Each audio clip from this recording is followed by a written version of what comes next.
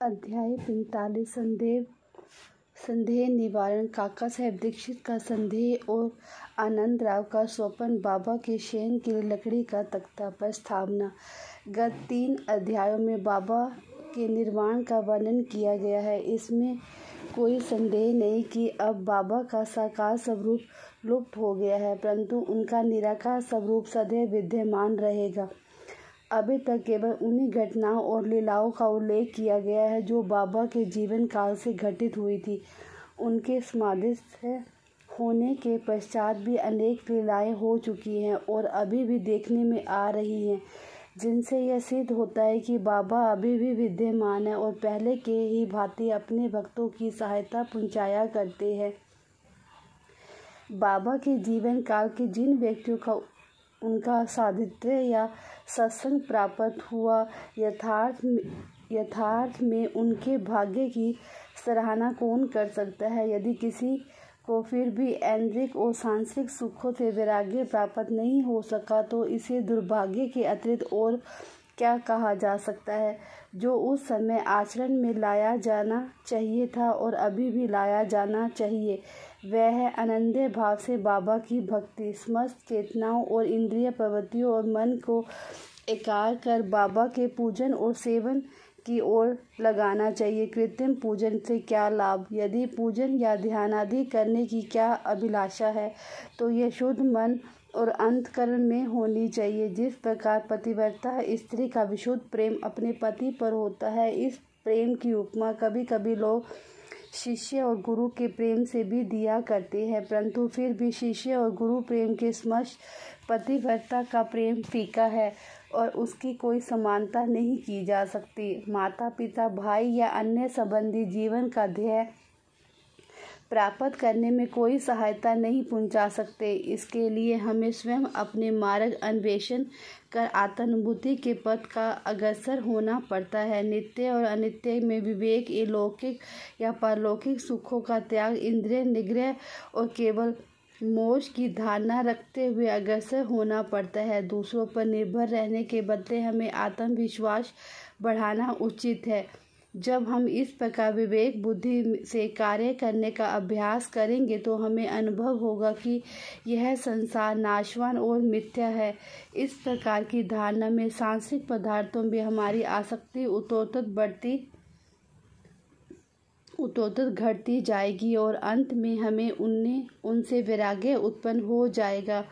तब कहाँ आगे चलकर यह रहस्य प्रकट होगा कि ब्रह्मा हमारे गुरु के अतिरिक्त दूसरा कोई नहीं, वरन यथार्थ में यह सत्वस्तु परमात्मा है।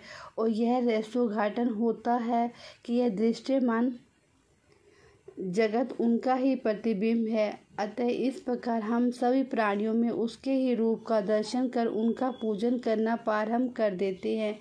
यही समस्त भाव दृश्यमान जगत में विरक्ति प्राप्त करने वाला मूल मंत्र है। इस प्रकार जब हम ब्रह्मा या गुरु की अन्य भाव से भक्ति करेंगे, तो हमें उनसे अभिन्नता की प्राप्ति होगी और आत्मानुभूति की प्राप्ति सहज हो जाएगी। संक्षेप में यह है कि सदैव गुरु का कीर्तन और उनका ध्यान करना भी हमें सर्वभूतों में भगवत दर्शन करने की योग्यता प्रदान करता है और इसी से परमानंद की प्राप्ति होती है। निम्नलिखित कथा इस तथ्य का प्रमाण है। काका साहिब का संदेह तथा आनंदराव का स्वप्न। यह तो सर्वविदित ही है कि बाबा ने काका साहेब दीक्षित को श्री एकनाथ महाराज के 2 ग्रंथ श्रीमद् भागवत और भावार्थ रामायण का नित्य पठन करने की आज्ञा दी थी। काका साहेब इन ग्रंथों का नियम पूर्वक पठन बाबा के समय से करते आए हैं और बाबा के समाधिस्थ होने के उपरांत अभी भी उसी प्रकार अध्ययन कर रहे हैं। एक समय चौपाटी में काका साहेब प्रातःकाल एकनाथी भागवत का पाठ कर रहे थे। माधवराव देशपांडे और काका महाजनी भी उस समय वहां उपस्थित थे तथा वह दोनों ध्यानपूर्वक पाठ श्रवण कर रहे थे। उस समय 11वें स्कंद के 2य अध्याय का वाचन चल रहा था, जिसमें नवनाथ अथर्वेश्वर वंश में सिद्ध यानी कवि हरि, अंतरिक्ष, प्रबुद्ध, पिप्पालायन, अवरिहोत्र, दुर्मिल, चमस और कर भाजन का वर्णन है। जिन्होंने भागवत धर्म की महिमा राजा जनक को समझाई थी। राजा जनक ने इन नवनाथों में बहुत महत्वपूर्ण प्रश्न पूछे। इन सभी ने उनकी शंकाओं का बड़ा संतोषजनक समाधान किया था। अर्थात कवि ने भागवत धर्म, हरि ने भक्ति की विशेषताएं, अंतरिक्ष ने माया क्या है, प्रबुद्ध ने माया से मुक्त होने की विधि, पिपलायन ने पर ब्रह्मा के स्वरूप, आवृहोत्र ने कर्म के स्वरूप, दुर्मिल के परमात्मा ने अवतार और उसके कार्य, चमत्कार से नासिक की मृत्यु के पश्चात की गति एवं करभाजन में कलिकाल ने भक्ति की पद्धतियों की यथाविधि वर्णन किया। इन सब का अर्थ यही था कि कलयुग में मोक्ष प्राप्त करने का एकमात्र साधन केवल हरि कीर्तन या गुरु चरणों का चिंतन ही है। पठन समाप्त होने पर काका साहब बहुत निराशपूर्ण स्वर में माधवराव और अन्य लोगों से कहने लगे कि नवनाथी की भक्ति पद्धति का क्या कहना है, परंतु इसे आचरण में लाना कितना दुष्कर है।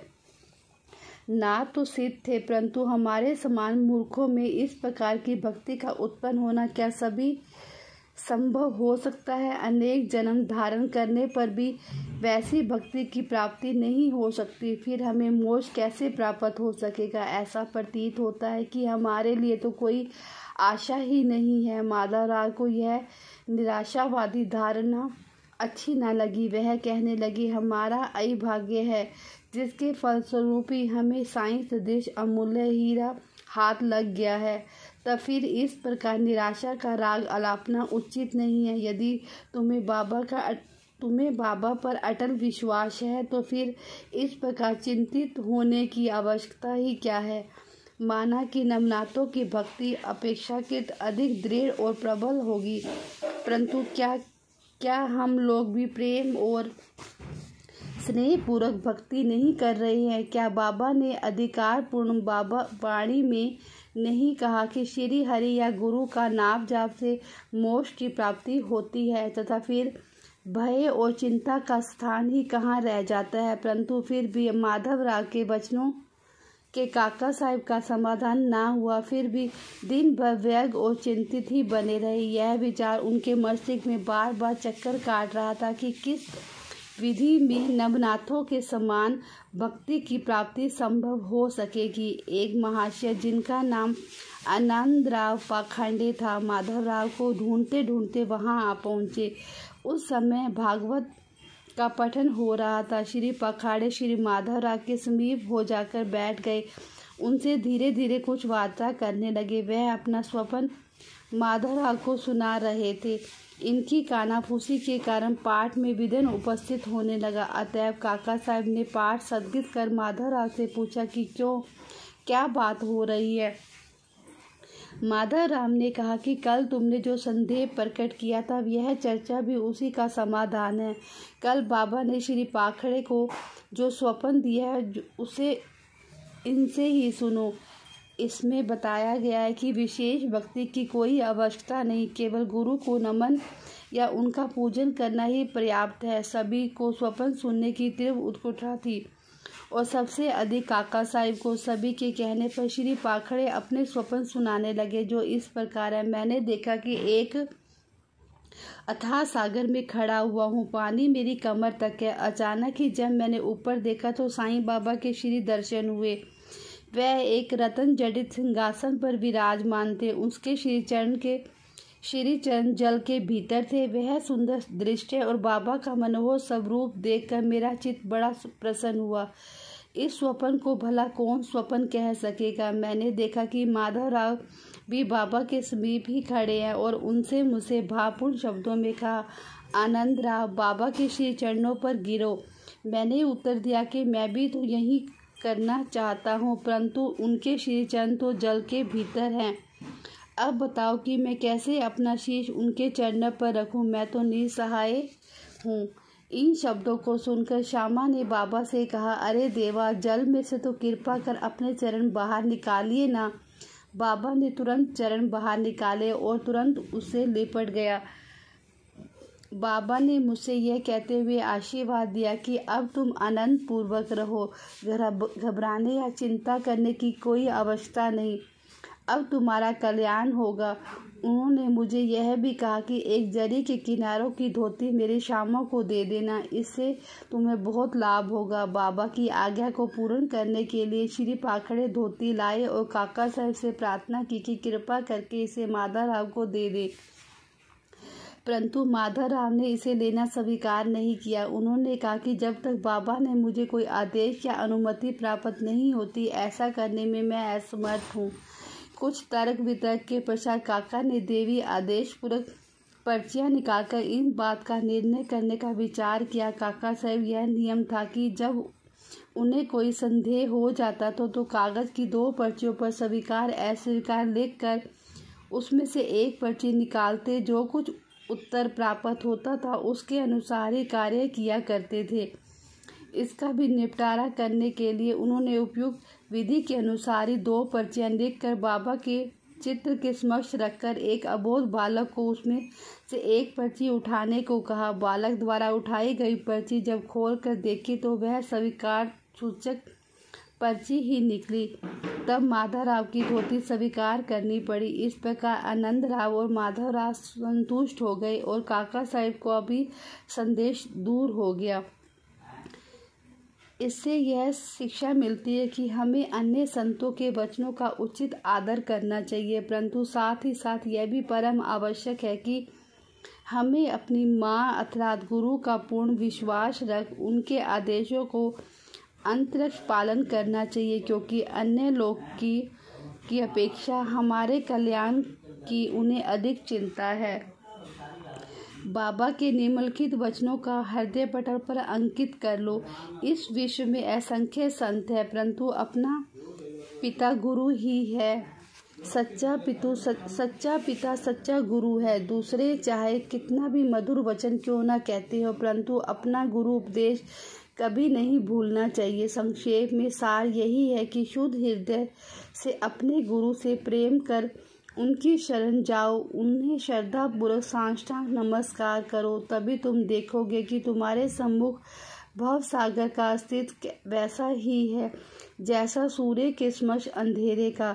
बाबा के शयन के लिए लकड़ी का तख्ता। बाबा अपने जीवन के पूर्वार्ध में एक लकड़ी के तख्ते पर शयन किया करते थे। वह तख्ता 4 हाथ लंबा और 1 बीता चौड़ा था, जिसके चारों कोनों पर 4 पट्टी के जलते हुए दीपक रखे जाया करते थे। बाद में बाबा ने उसके टुकड़े टुकड़े कर डाले थे। एक समय बाबा उस पटिये की महत्ता का वर्णन काका साहब को सुना रहे थे, जिसको सुनकर काका साहब ने बाबा से कहा, यदि अभी भी आपको उससे विशेष स्नेह है तो मैं मस्जिद में दूसरी पटिया लटकाए देता हूँ, आप सुखपूर्वक उस पर शयन किया करें। तब बाबा कहने लगे, अब महालसा पति को नीचे छोड़कर मैं ऊपर नहीं सोना चाहता। काका साहब ने कहा कि यदि आज्ञा दे तो मैं एक और तख्ता महालसा पति के लिए भी टांग दूं। बाबा बोले, मैं इस पर कैसे सो सकते हैं? क्या यह कोई सहज कार्य है? जो उस गुण से संपन्न हो वही ऐसा कार्य कर सकता है, जो खुले नेत्र रखकर निंद्रा ले सके वही इसके योग्य है। जब मैं शयन करता हूँ तो बहुधा महालसा पति को अपने बाजू में बिठाकर उनसे कहता हूँ कि मेरे हृदय पर अपना हाथ रखकर देखते रहो, कहीं मेरा भगवत जाप बंद ना हो जाए। मुझे यदि थोड़ा सा भी निद्रित देखो तो तुरंत जागृत कर दो, परंतु उससे यह नहीं हो सकता कि वह तो स्वयं भी झपकी लेने लगता है और निद्रा मगन होकर अपने सिर डुलाने लगता है। जब मुझे भगत का हाथ पत्थर सा भारी प्रतीत होने लगता है तो मैं जोर से पुकार उठता हूँ कि ओ भगत। तब कहीं वह घबराकर नेत्र खोलता है। जो पृथ्वी पर ही अच्छी तरह बैठकर सो नहीं सकता, जिसका आसन सिद्ध नहीं है और जो निद्रा का दास है, क्या ये तख्ते पर सो सकेगा? अनेक अवसरों पर भक्तों के स्नेहवश ऐसा कहा करते थे कि अपना अपने साथ, उसका उसके साथ। श्री सद्गुरु साईनाथ परमस्तु शुभ भवतु। ओम साई राम।